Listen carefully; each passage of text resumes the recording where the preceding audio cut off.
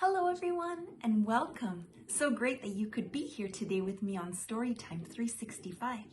My name is Barbara, and as we get closer and closer to Christmas, today I have a story called One Cozy Christmas. This is a book that's been written by Christina Butler and it's illustrated by Tina McNaughton.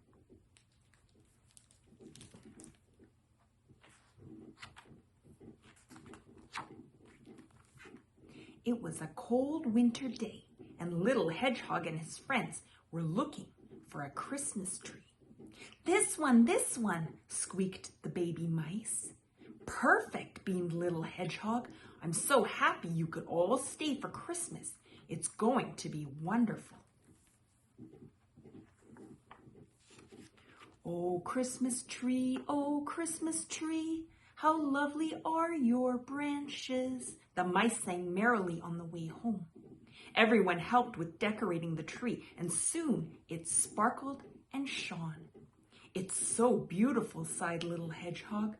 Hooray for Christmas time with friends, they all cheered on their way to bed. But the next morning, everyone was in a terrible mood. Ouch, cried Fox, you stepped on my paws. I can't find my socks, moaned Rabbit. Never mind your socks, grumbled Badger, who was snoring all night long. And who's been eating the decorations, squeaked a baby mouse. We hung 7 cookies on the tree yesterday, and now there are only 6. Stop, cried Little Hedgehog.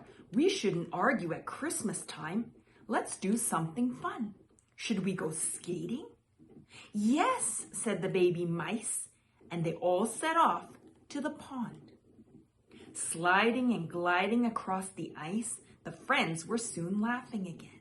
They twirled until they were all tired out. Then, with frosty paws, they skated home. As he warmed up with cookies and hot chocolate, Little Hedgehog smiled to himself. I can't wait for Christmas to come, he thought. I hope you sleep well, Badger, said Little Hedgehog as they headed to bed. Thank you, yawned Badger. Let's hope there won't be any more snoring. But in the morning, the friends were grumpier than ever. That snoring was awful, complained Badger. I was awake all night, Fox snapped. Fox, grumbled Mouse, you're squishing my Christmas sweater. But that wasn't all. Someone's eaten another cookie, called a baby mouse. Wait, something even more terrible has happened, cried Little Hedgehog. I can't find my hat. This is terrible, cried Rabbit. We must find Little Hedgehog's hat. But even though they searched high and low all morning, they couldn't find it anywhere. Little Hedgehog watched sadly as the mice played in the snow. It was too cold to go outside without his hat. I can't even go into my own kitchen, he sniffed, because Fox is baking a surprise. This isn't how things are supposed to be at all. At dinner time, as he dug into Fox's delicious cake, Little Hedgehog began to feel a little better. The tree twinkled in the glow of the fire, and Badger read exciting stories to them. It's almost Christmas, giggled the baby mice excitedly, clapping their paws. But poor Little Hedgehog was still thinking about his hat. It's such a mystery, he mumbled. That night, Little Hedgehog hardly slept a wink. The house echoed with giggles, squeaks, and a strange click-clacking sound. But when the first rays of the morning sun streamed in through the window, Little Hedgehog leapt out of bed. It's Christmas morning, he cried happily, completely forgetting how sleepy he was. Merry Christmas, everyone, sang Little Hedgehog as the friends gathered to open their presents. We stayed up to paint you this picture, squeaked the baby mice. And this is from me, smiled Badger. "What a nice new hat, Badger," cried Little Hedgehog. "That click-clacking noise last night must have been your knitting needles."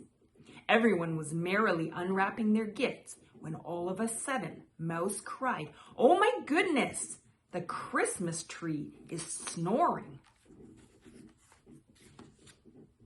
"What could it be?" cried Little Hedgehog, and when he looked, he couldn't believe his eyes. "Oh," he cried, "I've found my hat, and there's someone asleep inside it." The friends looked down at a little squirrel fast asleep.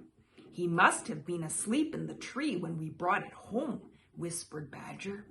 "That explains the snoring," added Fox, "and the missing cookies." "Well, I'm glad my old hat found a good home," smiled Little Hedgehog. "How wonderful to share Christmas with my dear friends, and a brand new one, too."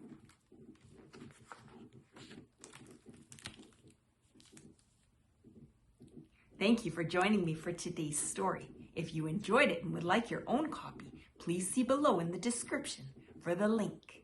Please remember to like and subscribe, and I do hope you come back tomorrow for another fun Christmas story.